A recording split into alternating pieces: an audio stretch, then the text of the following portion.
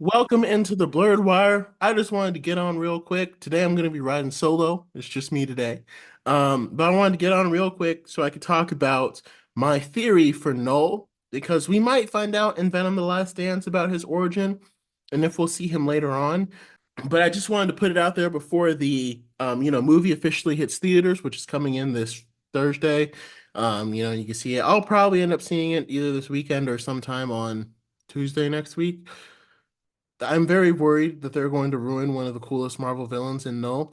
We will see, because just the movie looks so ridiculously campy and not funny campy, just cringe campy, like The Rise of Carnage was. We will definitely see. I have to go see it because Venom is still one of my favorite Marvel characters. I have a Venom poster on my wall. You can't really see it from here, but one of my favorite Marvel characters of all time. So I have to go see this movie. Tom Hardy's one of my favorite actors of all time. So it's like you put them together, it seems like the perfect combination. But then it's like, man, what happened? It's like, oh, Sony, they just that was the problem right there. It was made by Sony. So we will see how it goes. But here's my theory for Knull and how I would do him as far as connected to the MCU. In Venom: The Last Dance, a lot of times he says, like, we have something that Knull needs. He's talking about his creator. So the way I would explain it, in the MCU, like, Knull originated from 616, our continuity, MCU continuity that we know.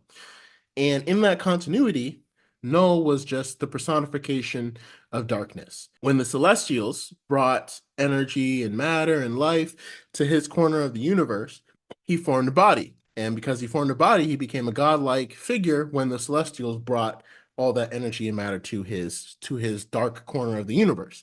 So he settled on a planet, called it Klyntar, and creates the symbiotes. But then a celestial seed was dropped into Klyntar. And because symbiotes are intelligent life, we could say that the Celestial emerged and completely destroyed his planet. Obviously, that would make Knull quite furious.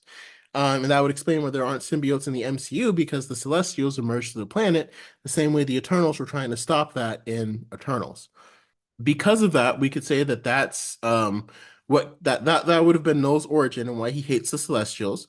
So he would have created the Necrosword, or All-Black The Necrosword, as it's called in the comics. Same Necrosword that we would have seen, that we saw in Thor: Love and Thunder. That's where it came from. And we could say that Knull used it to kill that Celestial that emerged from his planet, cutting off his head. And that head would become Knowhere. Knowhere, of course, that we saw predominantly in Guardians of the Galaxy Volume 3. So then Knull would have been planning to kill all the Celestials after he killed that one. Of course, after he killed that one, Arishem and the other Celestials would realize what was going on, and because they can't kill him, because he's a god, and they could have separated him from his weapon, the Necrosword, by banishing him to the Sonyverse. And so because of that, the Necrosword, of course, gets discovered by Gore, who uses it to destroy Rapu and the other gods. But back in the Sonyverse, Knull would have settled on another planet, created Klyntar again, and created all these symbiotes. And because they have a hive mind, Venom could be Knull's key to getting back to the MCU to carry out his revenge against them. And so that could be a cool way. So, like, at the end of this movie, we could see that Venom succeeds and he comes to the MCU, and they might make Knull be the villain for Spider-Man, King in Black, because Knull is just too big of a villain to only be contained to one movie. Like, he is in Avengers, all teams level threat. The only thing that kind of complicates it is the idea of a multiverse makes it a little tough, because it's like, when we think about the multiverse, like, are there multiple Celestials in every universe, or are they like Nexus beings? Same with Knull. Like, would there be multiple Knulls in other universes? Because you could say that any Knull in another universe got created the same way, and he's just a benevolent ruler of a planet. Because the Celestials left his planet alone, he's fine. So you could say Knull exists in other realities, or in some realities, he just doesn't exist at all. And the Sonyverse happened to be one that he didn't exist in. I just think it would be cool to introduce him as originally from the MCU, so that way he has a reason that he wants to get back, and again, to enact his revenge on Celestials. And if you're following my Fixing the Multiverse saga, you're going to hear this theory again, and it's going to be part of why everything goes the way that it goes. So I can't really go into too much without spoiling projects that we haven't even revealed yet. But yeah, so that's my theory for Knull. for how he's gonna possibly connect to the MCU and what they could do with him. If I had to bet money, I'd probably say The Last Dance is going to ruin him because Sony hasn't given us a reason to trust any of their projects.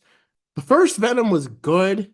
It was watchable, I guess I could say. It's still like the kind of humor they tried to lean on, and then just the second one, they just went so far out with it, and they tried to make it darker at the same time. It just messed the entire thing up. And so we'll see. Honestly, I don't think Tom Hardy, there's a lot of rumors that Tom Hardy will come back as Venom. Judging by the trailers, Tom Hardy honestly looks tired. I don't think he's coming back. I think this is actually going to be his last dance. So if they do another Venom, it would definitely be with another character or another actor. To me, he just looks exhausted, like he's done. So we'll see. Let me know your thoughts if you think this theory makes sense or not. And we'll catch you next time.